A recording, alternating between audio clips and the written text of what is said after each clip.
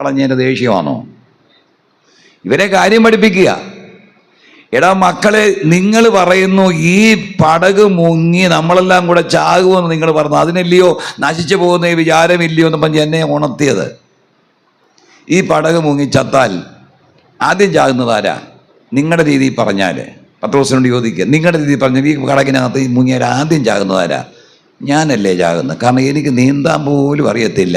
പിന്നെ ഒരു സ്റ്റൂൾ ഉണ്ടാക്കാനാണെന്ന് എനിക്കറിയാം, ഒരു ബെഞ്ച് കൂട്ടാനാന്ന് എനിക്ക്. തച്ചനായിരുന്നു, തച്ചൻ്റെ മോനുമായിരുന്നു. ഞാൻ തച്ച് പണിയൊക്കെ ചെയ്തിട്ടുണ്ട്. പക്ഷേ കടലിലെ പണി അല്പമെങ്കിലും അറിയാമെങ്കിൽ നിങ്ങൾക്ക് അറിയില്ല. ഒന്ന് പതച്ചെങ്കിലും നിങ്ങൾ കിടക്കും വെള്ളത്തിനകത്ത്. എന്നെക്കൊണ്ട് അതുപോലും. ആദ്യം ജീസസ് ക്രൈസ്റ്റും തൻ്റെ കൂടെ ഉള്ള ടീമും കഴിഞ്ഞ ദിവസത്തെ അത് യാത്രയ്ക്കിടയിൽ വള്ളം മുങ്ങി ചത്തുപോയെന്ന് പിറ്റേ ദിവസം പേപ്പറിൽ വാരുന്ന കാര്യം നിങ്ങളൊന്ന് ഓർത്ത് നോക്കിക്കേ. അതിനാ ശാസിച്ചത്. എന്നാൽ ഇവർ പറയണമായിരുന്നു, ഞങ്ങളുടെ യേശുപ്പച്ചൻ ഈ പടകിനകത്തുള്ളിടത്തോളം എത്ര തിരമാല അടിച്ചാലും എന്തെല്ലാം ഇടപാടുകൾ ഇളകിയെന്ന് പറഞ്ഞാലും ഈ പടക് മുങ്ങുന്ന പ്രശ്നമില്ല. ഇവർ കരിങ്കല്ല് പോലിരിക്കണമായിരുന്നു.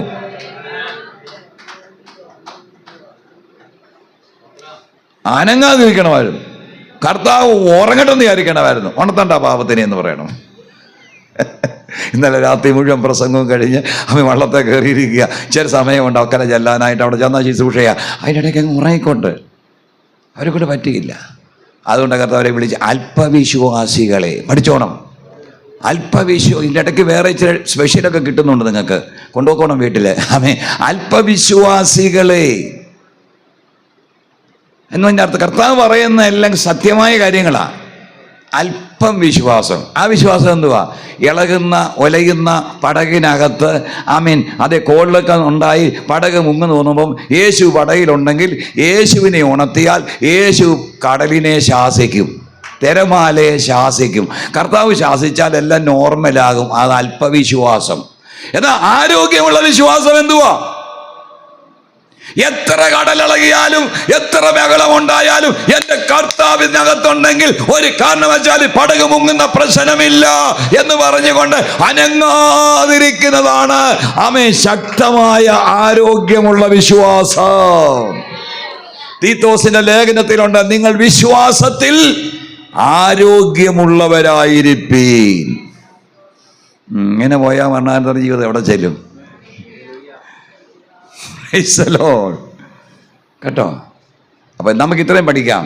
ഇതിനെല്ലാം നിങ്ങൾ ഇത്രയും ഉദ്ദേശിച്ചതാണ്, ദൈവം നിയമിച്ച സമയത്തിനു മുമ്പേ നിങ്ങൾ അനാവശ്യമായ പാപങ്ങൾ ചെയ്തിട്ടില്ലെങ്കിൽ മരിക്കുന്ന പ്രശ്നം ഉദിക്കുന്നില്ല. അതുവരെ നിങ്ങൾ ലോകത്തിൽ കാണും. ദൈവം നിയമിച്ച സമയം വന്നു കഴിഞ്ഞിട്ട് എത്ര കടുത്ത ഉപവാസ പ്രാർത്ഥന വെച്ചാലും ഏക്കത്തില്ല കേട്ടോ. അതുകൂടെ പഠിച്ചോണം. വെള്ളം കുടിക്കാതെ ഓസെന്ന് പറഞ്ഞാലും കേൾക്കത്തില്ല. ആ സമയത്ത് പോയിരിക്കും. മരിക്കാൻ എന്താ ഇത്ര പേടി? അതല്ലയോ നല്ലത്. ഇനി അങ്ങോട്ട് അതാ പഠിക്കാൻ പോകുന്നത്. അതല്ലയോ നല്ലത്. സ്തോത്രം. ഒന്ന് മരിച്ചാച്ചാൽ മതിയായിരുന്നല്ലേ. അത് പറഞ്ഞ് നിങ്ങളെ എഴുന്നേൽപ്പിച്ചാൽ കൊള്ളാമെന്ന് ആഗ്രഹമുണ്ട്. നമുക്ക് മുന്നോട്ട് പോകാം. മരണത്തിൽ സംഭവിക്കുന്നതെന്തും നമ്മൾ കണ്ടു കഴിഞ്ഞു. ദൈവത്തിൻ്റെ സമയത്തെ മരിക്കത്തുള്ളൂ. ദൈവങ്ങളുടെ കാര്യമാണ് പറഞ്ഞത്. മരിക്കുമ്പോൾ സംഭവിക്കുന്നുണ്ട്. വായിച്ചാട്ട് ലൂക്കോസ് 16:20 മുതൽ 22 വരെ. ഇന്നലെ പറഞ്ഞത് വാക്യത്തിൽ കൂടെ പറയുന്നു. 16:20 മുതൽ 22 വരെ. ആമേൻ ആമേൻ ഞാൻ നിങ്ങളോട് പറയുന്നു, നിങ്ങൾ കരഞ്ഞു വിലപിച്ചും ലോകമോ വിലപിക്കും. ലൂക്കോസ് 16:20-22. ലാസർ എന്ന് പേരുള്ള ഒരു ദരിദ്രൻ വ്രണം നിറഞ്ഞവനായി അവന്റെ പടിപ്പുരയ്ക്കൽ കിടന്നു. ധനവാന്റെ മേശയിൽ നിന്ന് വീഴുന്നത് തിന്ന് വിശപ്പടക്കുവാൻ ആഗ്രഹിച്ചു. നായ്ക്കളും വന്ന് അവന്റെ വ്രണം നക്കും. ആ ദരിദ്രൻ മരിച്ചപ്പോൾ ദൂതന്മാർ അവനെ അബ്രഹാമിന്റെ മടിയിലേക്ക് കൊണ്ടുപോയി. മതി. സ്തോത്രം. അല്പം കൂടെ ഒന്ന് വായിച്ചു നോക്കി. ധനവാനും മരിച്ച് അവിടെ നിൽക്കട്ടെ. ദൂതന്മാർ അവനെ അബ്രഹാമിന്റെ മടിയിലേക്ക് കൊണ്ടുപോയി. ആ ദരിദ്രൻ മരിച്ചപ്പോൾ ദൂതന്മാർ അവനെ അബ്രഹാമിൻ്റെ മടിയിലേക്ക് കൊണ്ടുപോയി. അബ്രഹാമിൻ്റെ മടി എന്ന് പറയുന്നത് ഇന്നത്തെ പർദീസ. അബ്രഹാമിൻ്റെ മടി മാറി പർദീസായിനെ കുറിച്ച് ഞാൻ 2 മിനിറ്റ് സംസാരിക്കും. ആ സമയത്ത് നിങ്ങൾ ശ്രദ്ധിച്ചോണം, കർത്താവ് അനുവദിച്ചാൽ. ആമേൻ. അന്നത്തെ അബ്രഹാമിൻ്റെ മടി ഈക്വൽ ടു ഇന്നത്തെ പർദീസ. അതിന് സമാനമാണ് ഇന്നത്തെ പർദീസ. അപ്പം നമുക്ക് പറയാം, ആ ദരിദ്രം മരിച്ചപ്പോൾ അവനെ പർദീസയിലേക്ക് കൊണ്ടുപോയി എന്ന് ഇന്നത്തെ നിലയിൽ പറഞ്ഞാട്ട് പർദീസയിലേക്ക് കൊണ്ടുപോയി. അവിടെ ഒരു കാര്യം കേട്ടായിരുന്നോ? ആ ദരിദ്രൻ മരിച്ചപ്പോൾ, പിന്നെ അതിൻ്റെ പശ്ചാത്തലമൊക്കെ അതിൻ്റെ മോളി വായിച്ചത് നിങ്ങൾ കേട്ടു, ഞാൻ ആവർത്തിക്കുന്നില്ല. വ്രണം നിറഞ്ഞവനായി ആ വീട്ടിൻ്റെ വാതിൽക്കൽ കിടന്ന കാര്യം. സ്വർഗത്തിൽ പോകുന്നതിന്, പർദീസയിൽ പോകുന്നതിന് സാമ്പത്തിക ശേഷി ആവശ്യമില്ല കേട്ടോ, വിദ്യാഭ്യാസം ആവശ്യമില്ല, ലോകത്തിലെ യാതൊരു പേരും പെരുമയും ആവശ്യമില്ല. അതുകൊണ്ട് ദരിദ്രരായതുകൊണ്ട് എല്ലാവരും അങ്ങ് പോകുമെന്ന് പറയാൻ ഒക്കുമോ? ഒക്കത്തില്ല. നമ്മുടെ ദാരിദ്ര്യമോ സമ്പത്തോ അല്ല നമ്മളെ സ്വർഗത്തിലെത്തിക്കുന്നത്. നമ്മുടെ തലമുറയിൽ ദൈവം തന്നിരിക്കുന്ന വചനപ്രകാരം ജീവിക്കുന്നു എന്നുള്ള പ്രാഗൽഭ്യമാണ് നമ്മെ ദൈവസന്നിധിയിലെത്തിക്കുന്നത്. പ്രാഗൽഭ്യമില്ലാത്ത ദരിദ്രനും പോകത്തില്ല, പ്രാഗൽഭ്യമുള്ള സമ്പത്തുള്ളവൻ പോകാതിരിക്കത്തുമില്ല. ഒരു ധനവാൻ സ്വർഗത്തിൽ പോയില്ല മഞ്ഞ് ലോകത്തെ ധനവാന്മാരാരും സ്വർഗത്തിൽ പോകത്തില്ലെന്നാണ് അതിൻ്റെ അർത്ഥം. ധനവാൻ അവൻ്റെ ധനം വചനാടിസ്ഥാനത്തിൽ കൈകാര്യം ചെയ്യുന്നവനാണെങ്കിൽ ഏത് ധനവാനും, അങ്ങനെയുള്ള ഏത് ധനവാനും സ്വർഗത്തിൽ പോകാം. ദരിദ്രനായിരുന്നിട്ട് 24 മണിക്കൂറും ദ്രവ്യാഗ്രഹത്തോടെ കാശുണ്ടാക്കുന്നതിനെ കുറിച്ച് മാത്രം ചിന്തിച്ച് വേദോത്സവം വായിക്കാതെ നടന്നാൽ അവൻ സ്വർഗത്തിൽ പോകും? പോകത്തില്ല. ദ്രവ്യാഗ്രഹിയായ ദരിദ്രന്മാരുണ്ട്, സമ്പത്തിന് ഒരാഗ്രഹവുമില്ലാത്ത ധനവാന്മാരുണ്ട്, ഇഷ്ടംപോലെ സാധുക്കളെ സഹായിക്കുകയും ദാനധർമ്മം ചെയ്യുകയും ഒക്കെ ചെയ്യുന്നത്. ചിലർ ദശാംശം ദൈവത്തിൻ്റെതാണ്, നിങ്ങളുടേതല്ല കേട്ടോ, അതും കൂടെ മൂട്ടിച്ച് ഭക്ഷിച്ചുകൊണ്ട് നടക്കുന്നവരുണ്ട്. ഞാൻ പറയും, ചിലരൊക്കെ ദശാംശം പോയിട്ട് ശതാംശം കൊടുത്തിരുന്നെങ്കിൽ എത്ര ദേവദാസന്മാർ രക്ഷപ്പെട്ടു പോയതിനെ വരും. 10 കൊടുക്കാൻ മതി, ചിലരുടെയൊക്കെ 100 കൊടുത്താൽ മതി. നിങ്ങളുടെ കാര്യമല്ല കേട്ടോ, നിങ്ങൾ ദശാംശം കൊടുക്കണം. വലിയ പണക്കാരായ ദൈവമക്കളുണ്ടെങ്കിൽ അവരുടെ ദശാംശം കൊടുക്കേണ്ട, അവർ 100 കൊടുത്താൽ മതി. 10 രൂപ ഉള്ളപ്പോൾ 1 രൂപ മാറ്റി വെക്കാമല്ലേ? 100 രൂപ ഉള്ളപ്പം കണക്ക് പറഞ്ഞേ 10 രൂപ മാറ്റി വെക്കാം. 1000 രൂപ ഉള്ളപ്പം 100, 100, 10,000 രൂപ ഉള്ളപ്പം 1000, 1 ലക്ഷം ഉള്ളപ്പം മാറ്റുമോ? തുക കൂടുന്തോറും വെട്ടിച്ചുരുക്കും. 10 ലക്ഷം രൂപ ഈയിടെ ഒരു സഹോദരി എൻ്റെ കൈ കൊണ്ടുവന്ന് 2.25 ലക്ഷം രൂപ കൊണ്ട് തന്നു. ഒന്നേച്ച് പറഞ്ഞു, സുവിശേഷ വേലയിൽ ഇന്ന കാര്യങ്ങൾക്ക് വേണ്ടി ഉപയോഗിക്കണം, ഇതിൽ നിന്ന് ഇത്ര ഭാഗം പാർശ്വം എടുത്തോണം പറഞ്ഞു. ഒരു പ്രാവശ്യം ഒരു സഹോദരി 6 ലക്ഷം രൂപ കൊണ്ട് എൻ്റെ തന്നു. 6 ലക്ഷം രൂപ. അതുകൊണ്ട് ഞാൻ വലിയ പണക്കാരനാന്ന് ചിന്തിക്കല്ല കേട്ടോ. ഞങ്ങൾ ഈ വിളമ്പുകാരാണ്, സ്റ്റൂവാർഡ്സ്. ഞങ്ങളെ കൊണ്ട് തന്നിച്ച് പറയും, ഇന്നാർക്ക് ഇത്ര കൊടുക്കുക, ഇന്നാർക്ക് ഇത്ര കൊടുക്കുക, ഇന്നാർക്ക് ഇത്ര കൊടുക്കുക. പിന്നെ നമുക്കൊരു ഗമയുണ്ട് നമ്മൾ കൊണ്ട് കൊടുക്കുമ്പം. സ്തോത്രം. പിന്നെ നമ്മളല്ലല്ലോ, അവരല്ലയോ, പ്രതിഫലം മുഴുവൻ അവർക്കുള്ളതാണ്, നമ്മൾ പോസ്റ്റ്മാൻ മാത്രമാണ്. ഞാൻ പറഞ്ഞത് 6 ലക്ഷം രൂപ. അപ്പോൾ 60 ലക്ഷം രൂപ കൊണ്ടായിട്ട് എനിക്ക് 6 ലക്ഷം കൊടുത്തത് എത്ര പേര് കൊടുക്കും? കേരളത്തിലെ പെന്തക്കോസുകാർ കൃത്യമായി ദശാംശം കൊടുത്താൽ കേരളത്തിലെ സുവിശേഷ വേലയ്ക്ക് പുറത്തുനിന്ന് ഒറ്റ പൈസ കൊണ്ടുവരേണ്ട ആവശ്യമില്ല. ശരിയെന്ന ഭാഷ. കേരളത്തിലെ പെന്തക്കോസുകാർ കൃത്യമായി ദശാംശം കൊടുത്താൽ കേരളത്തിലെ സുവിശേഷ വേല കഴിഞ്ഞ് പിന്നെയും പൈസ ബാക്കി വരും.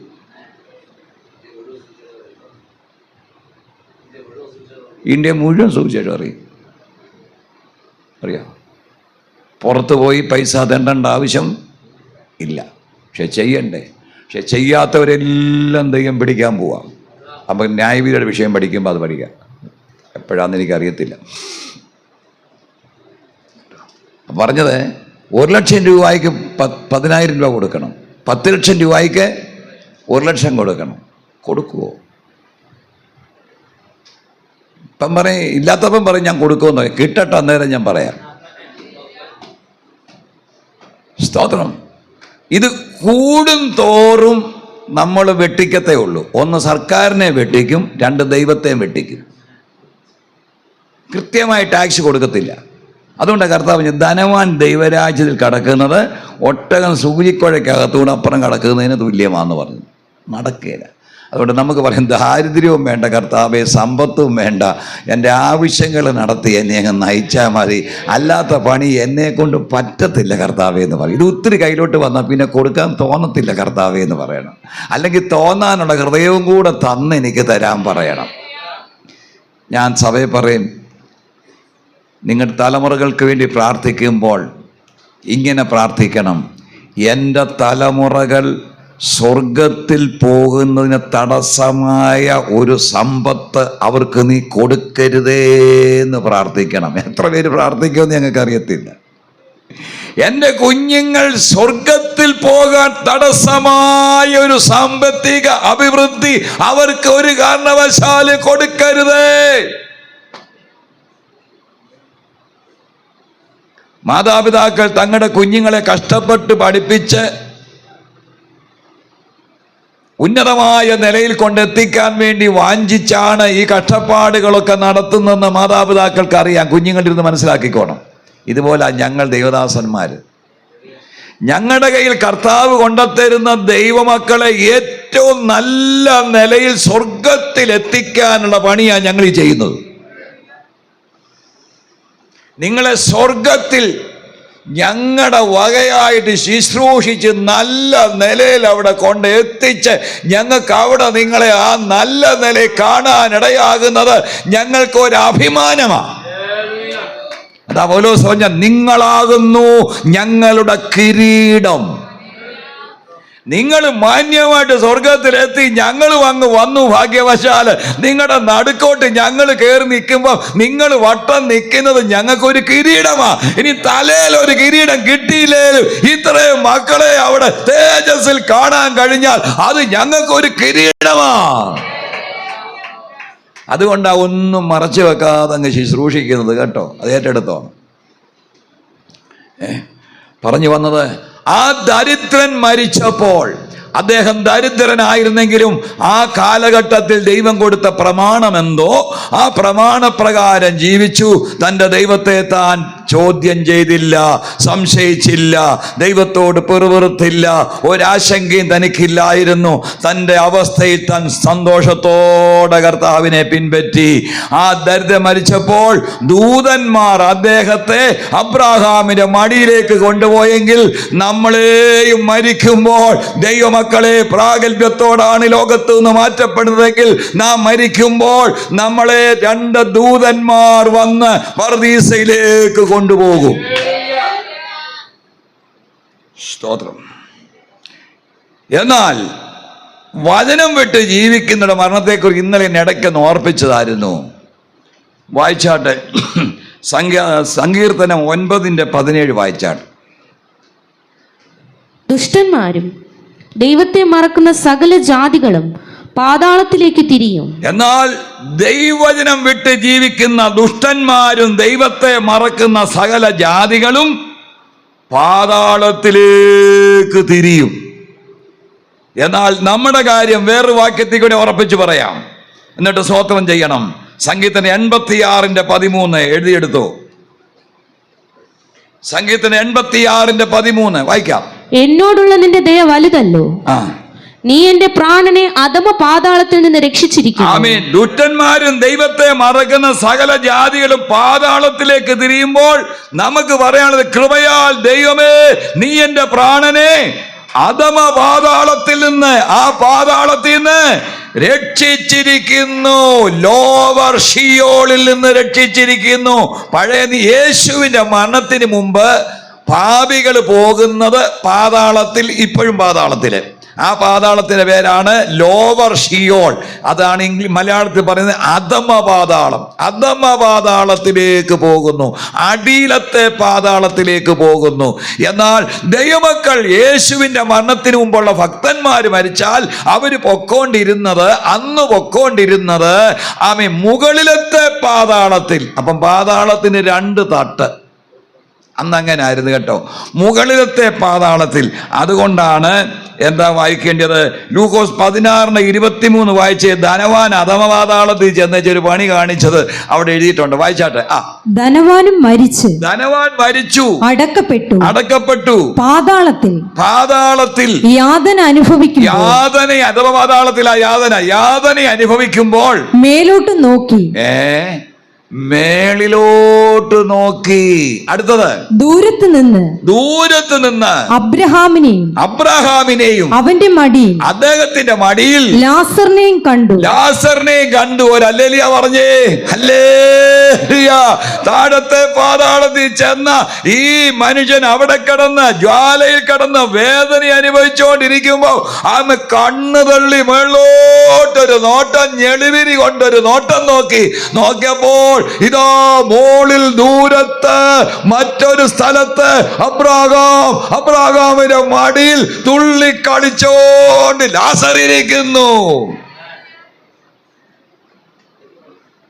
ഇപ്പൊ മേളിലോട്ട് നോക്കിയപ്പം കണ്ടെന്ന് പറയുമ്പം പഴയ നിയമകാലത്ത് ദുഷ്ടന്മാർ പൊക്കോണ്ടിരുന്നത് അധമ പാതാളത്തിൽ, ഇന്നും ദുഷ്ടന്മാർ പോകുന്നത് സെയിം പാതാളത്തിൽ. അതിന് മാറ്റം വന്നിട്ടില്ല. എന്നാൽ അന്നത്തെ വിശുദ്ധന്മാർ പൊക്കോണ്ടിരുന്നത് മുകളിലത്തെ പാതാളത്തിൽ. മുകളിലോട്ട് നോക്കി എന്നുള്ള വാക്കിന്റെ അടിസ്ഥാനത്തിൽ നമ്മൾ അത് പറയുന്നു. അതിന് അന്നത്തെ പേര് അബ്രഹാമിന്റെ മടി.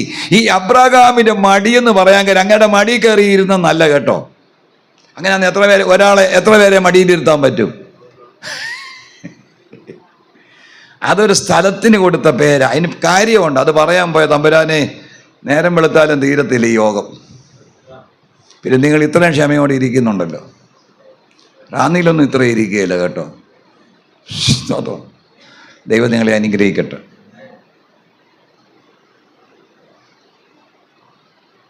സ്തോത്രം. അബ്രഹാം പിതാവ്, അദ്ദേഹത്തെ ദൈവം അനുഗ്രഹിച്ചു. ആത്മീയമായിട്ടും അനുഗ്രഹിച്ചു, ഭൗതികമായിട്ടും അനുഗ്രഹിച്ചു.